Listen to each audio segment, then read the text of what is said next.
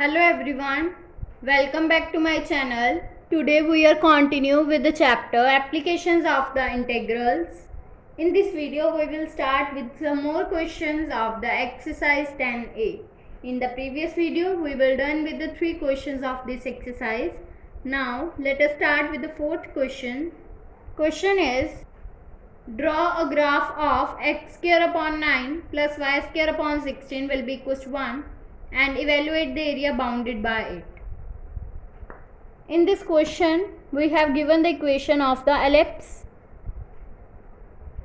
x square upon 9 plus y square upon 16 will be equals to 1. This is the equation of the ellipse which is along the y-axis. Now firstly we will draw the ellipse along y-axis. That means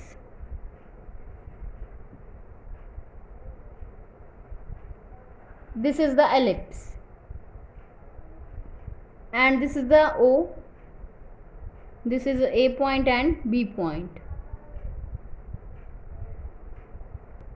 where this point is 4 and this is 3 according to this A square B square. If we will find from this the value of y by using this equation, it will become y square upon 16 will be equals to 1 minus of x square upon 9. That means y square upon 16 will be equals to 9 minus of x square upon 9. That means it will become y square will be equals to 16 upon 9 into 9 minus of x square.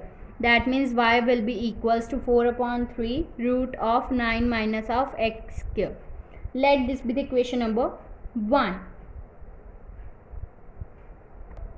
which is in the first quadrant. That means this. We have to find this area and multiply this area by 4 for finding the area of whole ellipse. So required area, we know that the ellipse is symmetrical about both the axes. So we will multiply the 4 by the integral 0 to 3 y dx. That means now we have to put the value of y here. That means it will become 4 integral of 0 to 3 4 upon 3 root of 9 minus x square dx. That means it will become 16 upon 3 integral 0 to 3 root of 3 square minus of x square dx. If we will see, it will become the formula of the integral root of a square minus of x square dx. By applying the formula of this integral, we get 16 upon 3 x root of a square minus x square, that means 9 minus of x square upon 2 plus a square, that means 3 square upon 2 sine inverse x upon a, that means x upon 3. Limit 0 to 3. So it will become 16 upon 3 root of, by putting the limits upper limit minus of lower limit, it will become 3 root of 9 minus 9 upon 2 plus 9 upon 2 sine inverse 1 minus of 0 plus 9 by 2 sine inverse 0. That means we get 16 upon 3 0 plus 9 upon 2 into pi upon 2 minus of 0 plus 0. We get 16 upon 3 into 9 pi upon 4. After cancellation we get 12 pi, which is the area bounded by the ellipse. So the answer is 12 pi square units. Now next question is using the integration, find the area of the region which is bounded by the line x minus y plus 2 will be equals to 0 and the curve is x will be equals to root of y and which is along the y-axis. So firstly, the equation of line and the curve,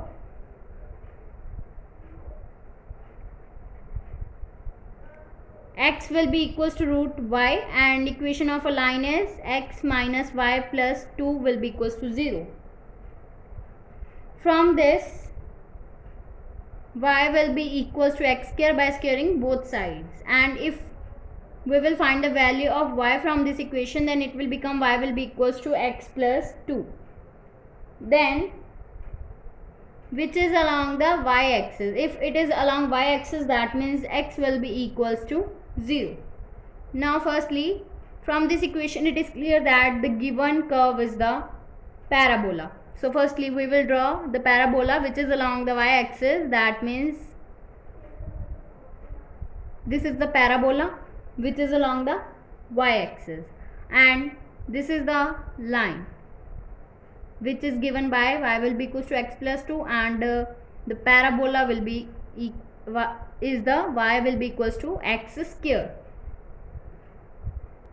Let this be the equation number 1 and this be the equation number 2, and we have find the area which is bounded in the first quadrant, and we have draw the line here. If we will let this is the point O, C, A, B and D. Now we have to find the area. For this, firstly from equation number 1, equation 1 is the parabola with the vertex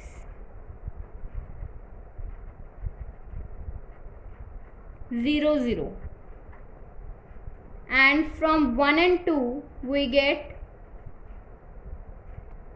if we have to put the value of y which will be equals to x square in equation number 2, then it will become x minus x square plus 2 will be equals to 0. That means x square minus x minus 2 will be equals to 0. If we will find the root of this equation, then it will become x plus 1 and x minus 2 which will be equals to 0. From this equation x will be equals to minus 1 and 2, and therefore from equation number 2 we get, by putting the value of x will be equals to 1, we get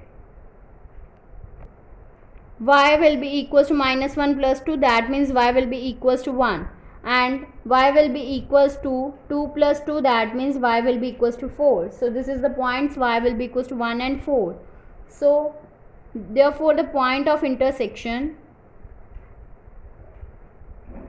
will become, by using equation 1 and 2, point D will become minus 1 comma 1 and point B will become 2 comma 4, and we have to let this be the equation number 3, and point A will become 0 comma 2, B will become 2 comma 4 and D will become minus 1 comma 1, and from the line 1 and 2 and 3 we get the point of intersection is 0 comma 2. By putting the value of x will be equals to 0, we get y will be equals to 2. Lines 2 and 3 we get the point A is 0 comma 2, and from B we have draw BC perpendicular to the x-axis, and now we have to find the required area which will be equals to the area which is bounded in the first quadrant, that means the area of OBAD, that means which will be equals to the area of the quadrant OCBA and minus of the area OCBD. Now for the area of the quadrant OCBA, we have taken the limit 0 to 2 and the line having the equation this, from which y will be equals to x plus 2, and for the area of OCBD, that means this area below the parabola. For finding this area, we have taken the limit 0 to 2, integral of 0 to 2, and the equation of this parabola is y will be equals to x square. So we get the equation, and for finding this area which is bounded by the parabola, we have subtract Firstly we will find the total area, then we will subtract the lower part of the parabola. So here we get the integral 0 to 2 x plus 2 dx minus of the integral 0 to 2 x square dx. Now if we will integrate this term, it will become x square upon 2 plus 2x, limit from 0 to 2 minus of the integral of x square will become x cube upon 3, limit 0 to 2. Now we have to put the limits, upper limit minus of lower limit, then we get 2 plus 4 minus of 0, then minus of 8 upon 3. So it will become 6 minus of 8 upon 3. By taking LCM we get 10 upon 3 square units. So this is the area which is bounded by the parabola in the first quadrant. Now in the next video we will discuss about some more questions which is related to the parabola of this exercise. If you like my video, then please like, subscribe and share my videos, and do not forget to press the bell icon for the notification of the more videos. Thanks for watching.